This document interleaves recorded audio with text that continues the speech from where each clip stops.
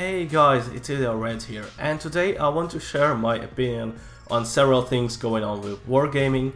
I want to point out what I see as mistakes of wargaming, and I think I have an interesting idea how to stop this pay-to-win trend and fulfill the wargaming's lust for money. Basically, how to make everyone happy. I think it's pretty clear that that recent wargaming behavior in all spheres was pretty questionable. And to be honest, I have problems with trust, just like you probably. I don't trust wargaming, I don't know what they're going to do with the game next. Wargaming do pretty questionable things. They try to introduce a lot of new things, but quantity goes way over quality. For example, SPG changes were meant to reduce toxicity of artillery. Did it reduce toxicity? Not a single bit. Yes, it doesn't kill in a shot, but the purpose of the change was, first of all, to make RT less toxic. Did it work? No. Second, the introduction of LT10 and the whole change of LT class. Now light tank, quote, evolved into a standalone battle unit. End of quote. Exactly. Now I don't see much difference between lights and mediums. What is the best tier 5 medium? T50. What is the best tier 6 medium? Type 64, premium by the way. What is the best tier 7 medium? T71. Or LTG, or you can have different lights in mind, but best mediums in mid tiers are actually lights. Standalone battle units. Why should a light scout when it can be top 1 by damage easily if it plays like a medium? Especially if it had its max speed cut to 60 and view range cut to something really stupid. And of course, 90% of players who used to YOLO in tier 8 lights now are going to YOLO in tier 9 and 10 standalone battle units. Then the new matchmaker, which is not that bad, if not a few minor things. Why do I, in my tier 8 tank, depend on 3 tomato top tiers?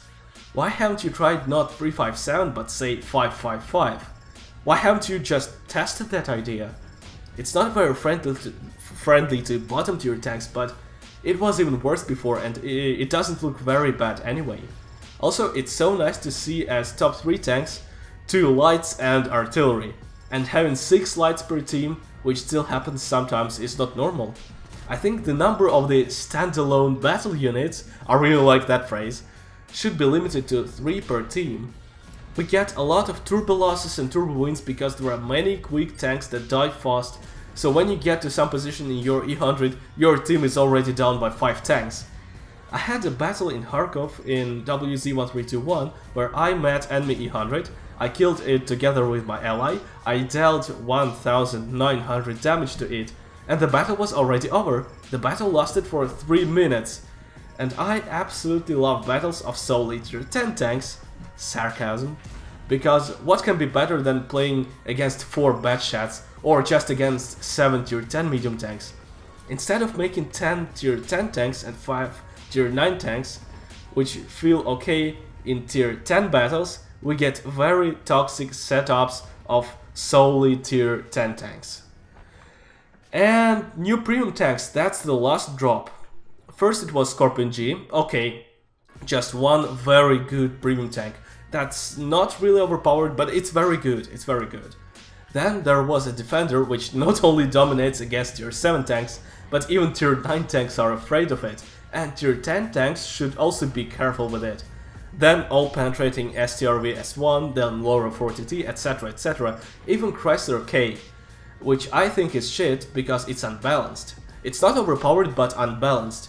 Tier 7 tanks can't do anything to it, even with gold, and it evaporates enemies one after another in against tier 7 tanks, and tier 9 tanks just piss onto Chrysler. It's just not balanced, and now they test Mouse and E100 as tier 8 premium tanks. And I'm damn serious, it's called VK16801 or 16802, and those tanks, which look like VK100, both of them, with a bit less armor, but still not paper, have up for 490 and 750 tier 8 heavy, and of course with low penetration of roughly 200, so that they will play full gold, and the gold pens like 250. You smell it? You smell pay to win?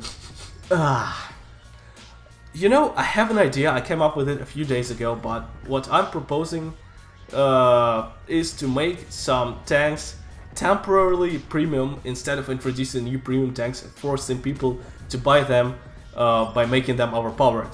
How about you let players make their favorite tier 8 tanks premium? For example, some people like Tiger 2. Why not to make it premium for say 3 months?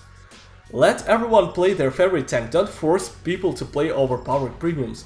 Look at tier 4 battles, there are 10 premium tanks per team there. If someone really loves Centurion 1, why can't he make credits in it?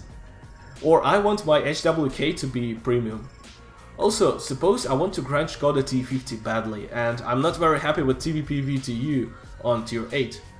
How about I make it premium for a week, I make some credits, I grind faster to Skoda T50, you get a little coin, I get less suffering in VTU, there is no pay to win, everyone is happy.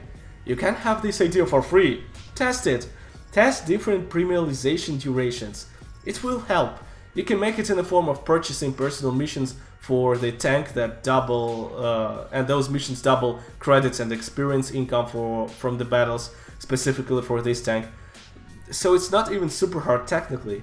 Of course you can tune all those extra credits and experience coefficients to make tanks farm credits roughly equally well. Just don't screw it up, because we all know screwing up is something Wargaming is really good at. Just make this temporary premiumization for 3 months cost a third less than tier 8 premium tanks, like 25 euros, and your IS-3 will start to make credits like Bill Gates for 3 months or half a year, or you can really have options like a week, a month, 3 months, whatever. Fine tuning is all on you. Just let everyone play the tanks they want to play. Let's have some diversity in random battles. It's not good to see 2 defenders and 3 Chryslers per team.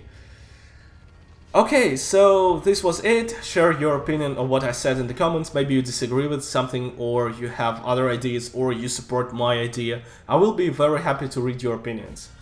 Thank you for watching, guys, and see you in the next videos.